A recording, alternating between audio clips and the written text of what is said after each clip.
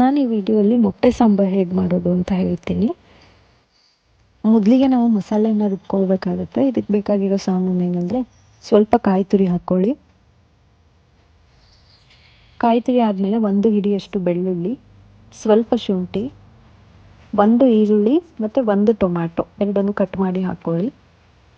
ನಂತರ ಸ್ವಲ್ಪ ಚಕ್ಕೆ, 2ರಿಂದ 3 ಲವಂಗ, 1 ಹಿಡಿ ಕಡಲೆ, ಮತ್ತು ಇಲ್ಲಿ ತೋರಿಸ್ತಿರೋಷ್ಟು ಗ್ಲಾಸಲ್ಲಿ 1 ಗ್ಲಾಸ್ ಮಟನ್ ಸಾಂಬಾರು ಪೌಡರ್ ಹಾಕ್ಕೊಂಡು ಚೆನ್ನಾಗಿ ರುಬ್ಕೊಳ್ಳಿ.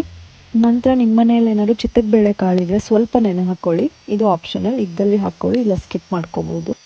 ಇವಾಗ ಕುಕ್ಕರ್ ಇಟ್ಟು ಸ್ವಲ್ಪ ಆಯಿಲ್ ಹಾಕ್ಕೊಳ್ಳಿ. ಇದಕ್ಕೆ 1 ಈರುಳ್ಳಿಯನ್ನು ಕಟ್ ಮಾಡಿ ಹಾಕ್ಕೋಬೇಕು.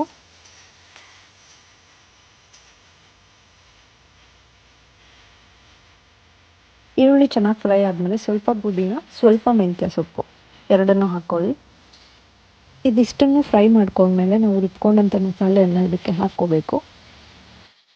ಮಸಾಲೆಯನ್ನು ಸ್ವಲ್ಪ ಫ್ರೈ ಮಾಡ್ಕೊಳ್ಳಿ. ಹಸಿ ವಾಸನೆ ಹೋದ್ಮೇಲೆ ಇದಕ್ಕೆ ನೀರನ್ನು ಮಿಕ್ಸ್ ಮಾಡ್ಕೊಳ್ಳಿ. ಸಾಂಬಾರು ಅದಕ್ಕೆ ಎಷ್ಟು ನೀರು ಬೇಕೋ ಅಷ್ಟನ್ನು ನೀವು ಮಿಕ್ಸ್ ಮಾಡ್ಕೊಳ್ಬೋದು. ಇವಾಗ ಒಂದು ಸ್ವಲ್ಪ ಕೊತ್ತಂಬರಿ ಸೊಪ್ಪನ್ನು ಕಟ್ ಮಾಡಿ ಹಾಕ್ಕೊಳ್ಳಿ.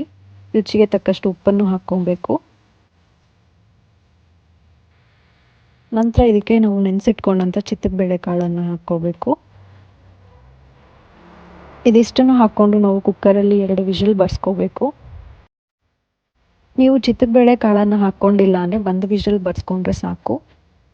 ಕುಕ್ಕರ್ ವಿಷಲ್ ಬಂದಮೇಲೆ ಸಾಂಬಾರನ್ನ ಮತ್ತೆ ಕುದಿಸ್ಕೊಳ್ಳೋಕೆ ಇಟ್ಕೋಬೇಕು.